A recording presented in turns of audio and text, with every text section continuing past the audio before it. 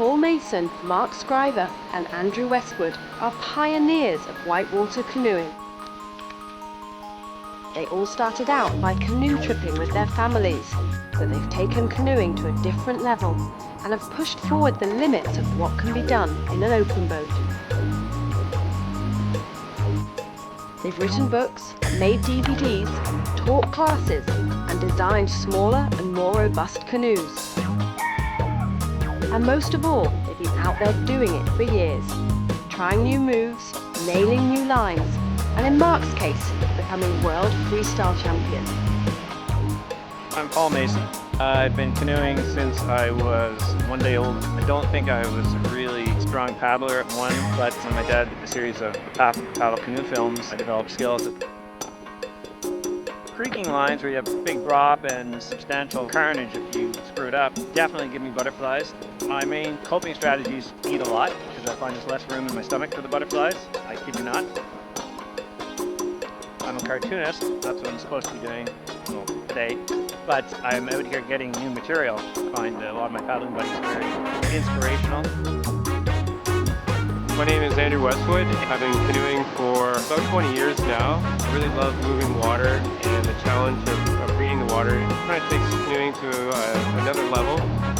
I also like instructing. I have a real passion for trying to share the art of canoeing, really get a charge out of watching students as they acquire those skills and basically take up a love of the sport. I'm Mark Scriver, and I started off flatwater solo paddling and canoe tripping with Paul and a bunch of other guys. We just sort of figured things out as we went. We started doing harder and harder whitewater. The boats started getting shorter and shorter. Ended up paddling with kayakers from time to time and trying to follow the same lines that they were doing. Mark is a really unique character, I think, in the whitewater canoeing scene. He witnesses his skill going down a river, and we call it the Mark effect. He makes things look ridiculously easy sometimes, and it's deceptive. After we watch him go down a river, we think, okay, well that looked easy, and we go and give it a try. Sometimes the outcome isn't quite as pretty.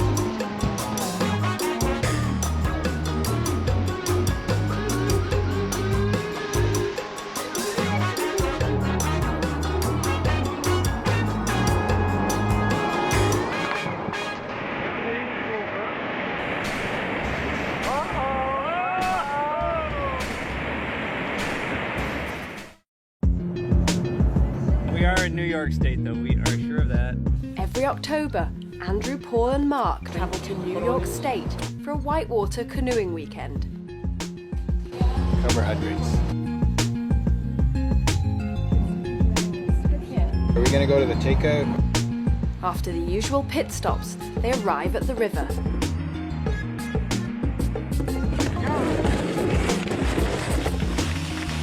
We're at the very top of a creek called the Independence. It's a true elf run. Extremely low flow.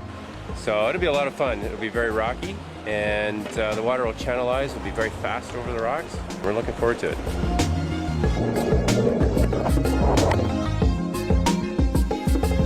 In New York State, there's a mix between this big bedrock outcroppings, nice smooth rock, and boulders here and there. And it's really interesting rock formations, nice little slot moves, and forms up some nice little holes that you can do some spins in sometimes.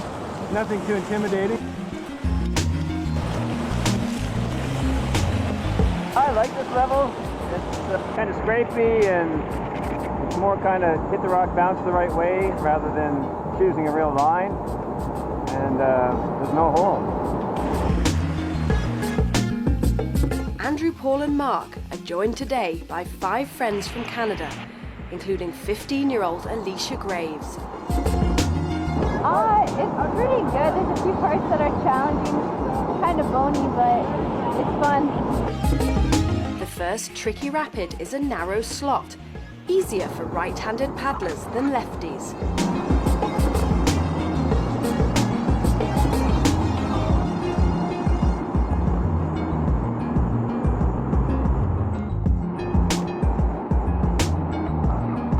Alicia has a sticky moment at the next rapid.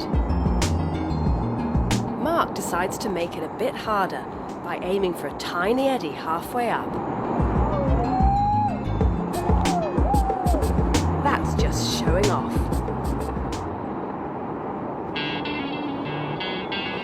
By far the hardest rapid on the Independence is a big rock slide called Fat Lady. At higher water levels, there can be dangerous holes here. Well, all three of these channels will go. Let's try them all and see what happens. The middle channel is a shallow slide which feeds into a big pothole where the water recirculates. It proves challenging to avoid getting stuck in the pothole.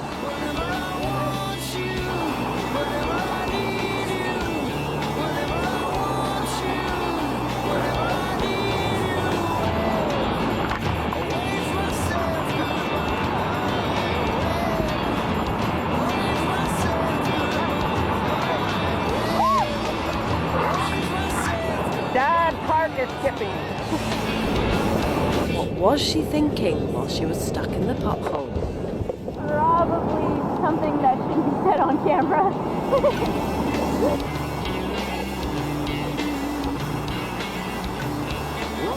Martin has a second run. He's stuck in the pothole and there's only one way out. And he doesn't seem that happy to be filmed.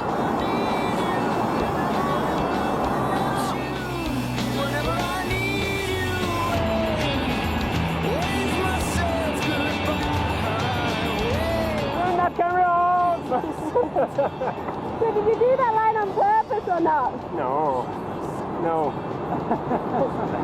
Sometimes it's just screwed up. Finally, Andrew, Mark, and some of the others nail the line.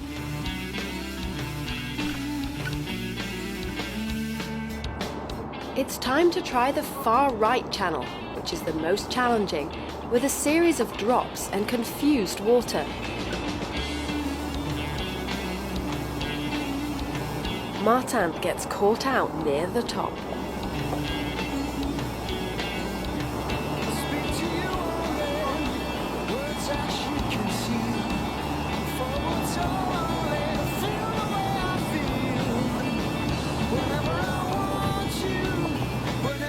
Mark also gets knocked off his line.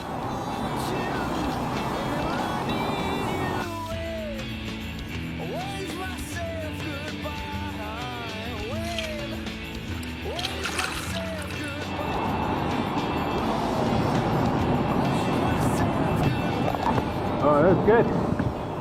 I screwed up the top there, but the bottom went all right. That was fun. Try another line.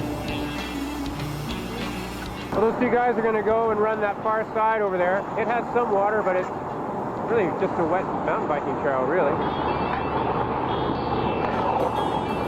Wet rock! That's wet rock!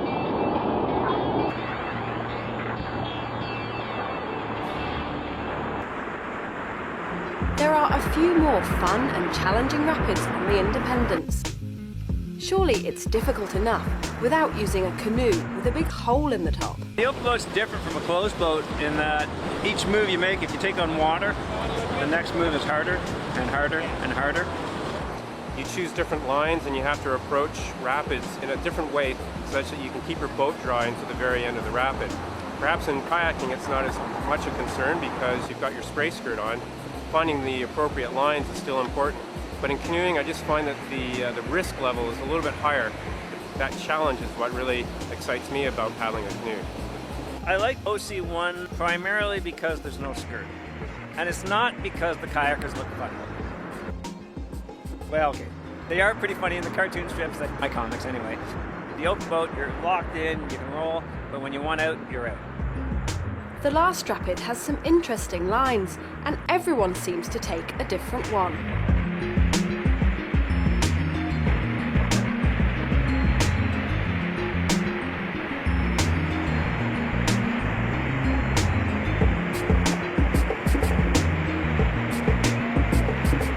Martin has already had 2 good runs, and perhaps he should have left it there.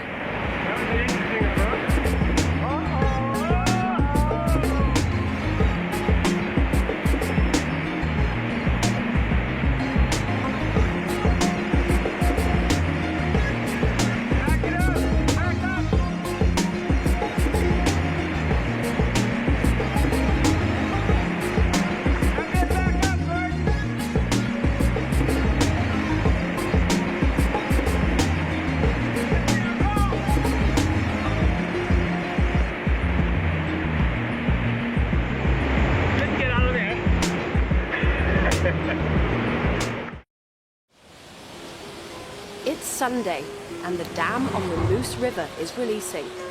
The Bottom Moose is one of the most famous and impressive Class 5 rivers in this part of the world. This is Fowlersville Falls, first rapid on the Bottom Moose.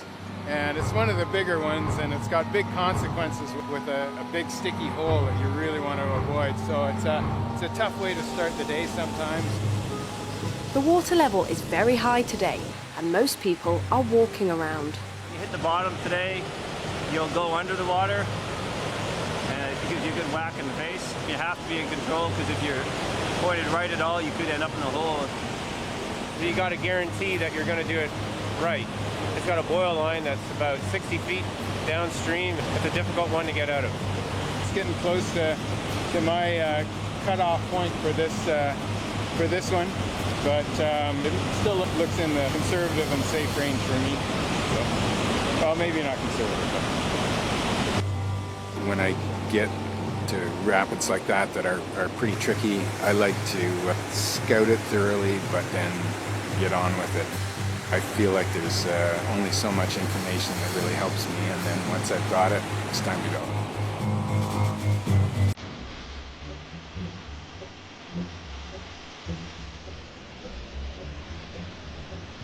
I think I could have leaned back a little bit more, but I wanted to punch down at the bottom there. But yeah, top went good, and yeah, I'm happy to be here. Good.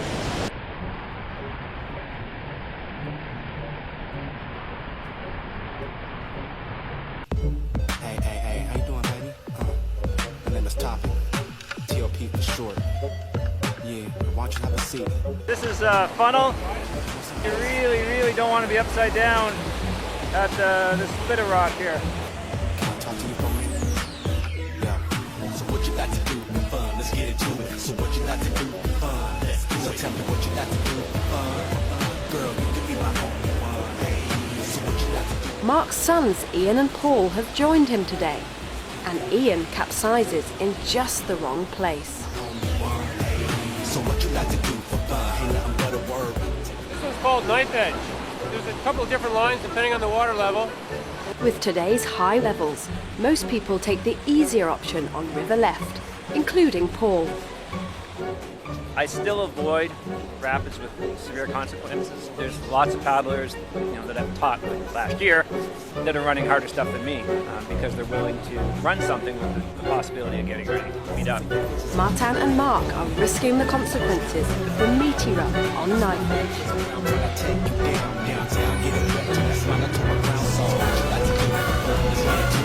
know what?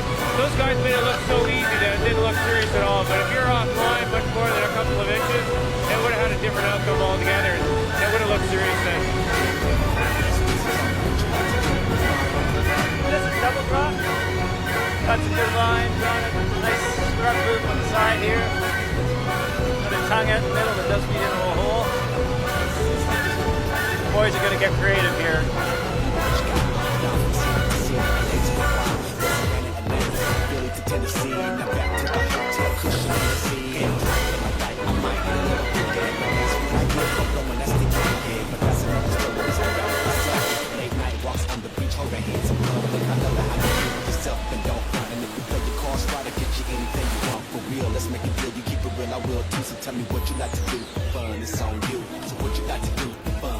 After double drop is a portage and a flat paddle to the next rapid, but not before a fight to get on a fun play wave. This is called Agers Falls. Water's high today. I'm looking at the drop. I'm thinking it's 18 feet or so. The falls are easy. It's all the rapids that are right after the falls that are looking pretty big today. There's holes, ledges, big wet waves. But we think we can land this and hang a right. And then there's another series of holes, ledges, and big waves, but they're not quite as fierce looking. Now hear this. There come a brand new vibration for your generation. Pay attention to this station. Let's go see what that brings. Let's go see what that brings. It all goes well until Alan breaks his paddle. come along, come follow me. Carnage. Total carnage. A rookie mistake. Landing the paddle across the boat and then not paying attention to where I was, and you seen what happened. But I'm good. I'm safe.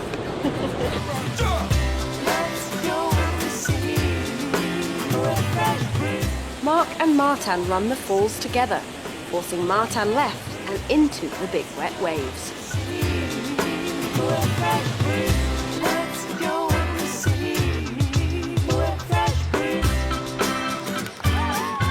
Next, Stuart is offline.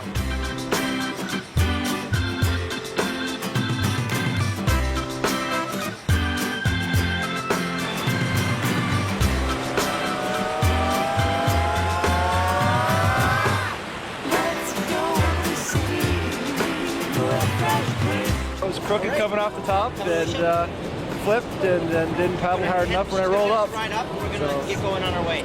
Rookie mistakes.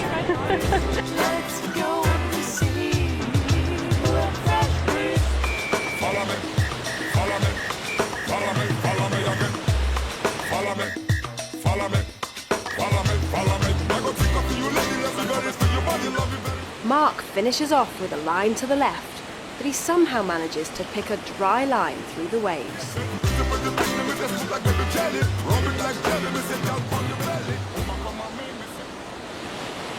The next rapid, shore form, is not so pleasant.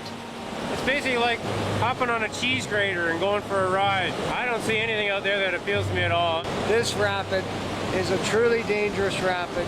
It's class 5 no matter where you run it. And if you're going to get upside down, you're going to get hurt. Aesthetically, it looks pretty, but for paddling, it looked ugly. Mark spots a tricky line, but even he decides against it. It'd be interesting to see if I could make it, but the consequences down below are a little harsh. I'm going to walk on shore today. That just leaves Martin still thinking about it. Gonna try that? Yeah. Do that. Easy way.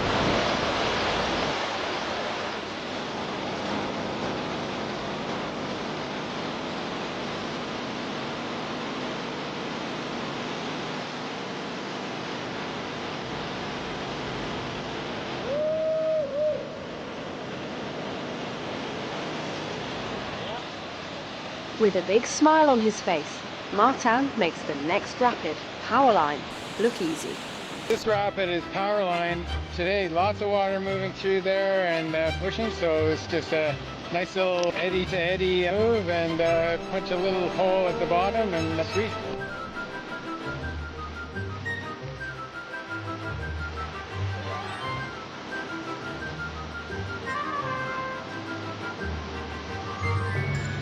After some boogie water, we reach the incredible Crystal Rapid. It's a big one. It's got a series of substantial ledges, all sorts of different currents and converging currents with holes, some of them pretty sticky. But there is a way of knitting together a route so that you can get from top to bottom. It's reasonable, it's long, and you have to be really on your line. It's definitely not forgiving.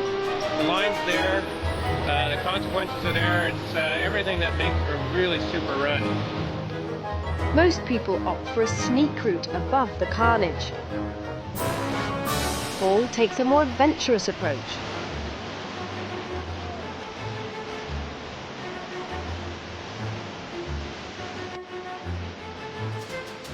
Mark goes for the meat of it. He's trying to stay high and drop down the falls on the far side, but he doesn't quite get there.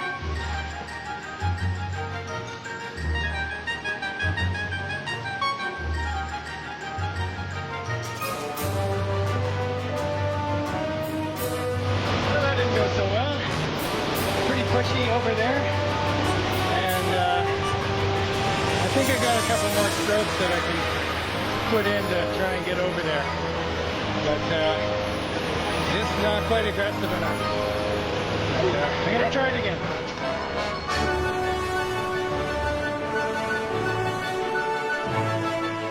Martin tries the same line.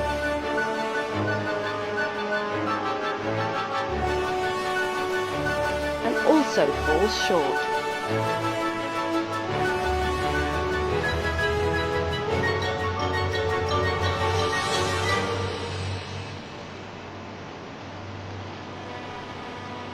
Fine, I think I went to the center slot.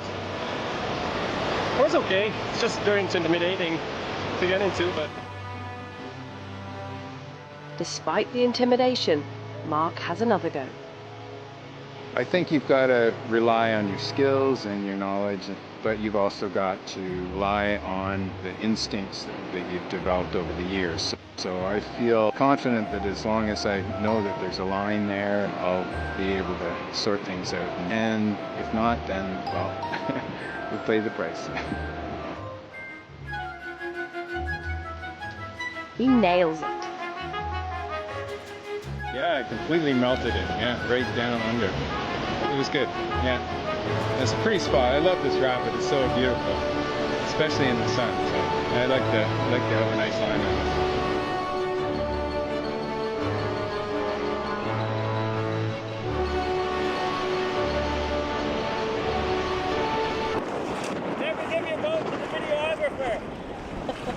There's a short paddle to the last rapid.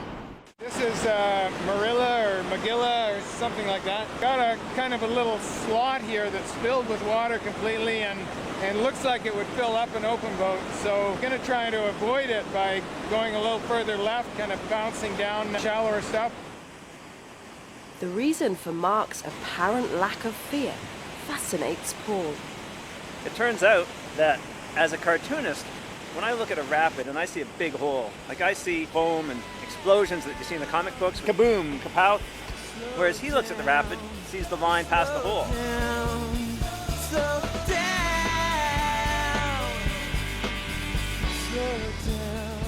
He's got focus and he's pretty good, I guess. Martin is hot on Mark's heels, but he goes totally the wrong way over a blind drop.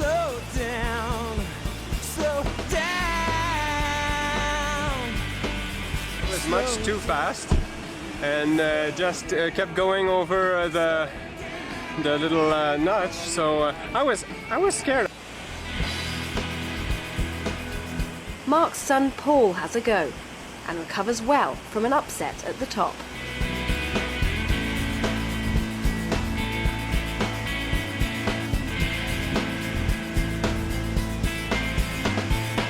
That was a fun one. Got a little spun around, but seemed to manage to get it straightened up and get right into the slot.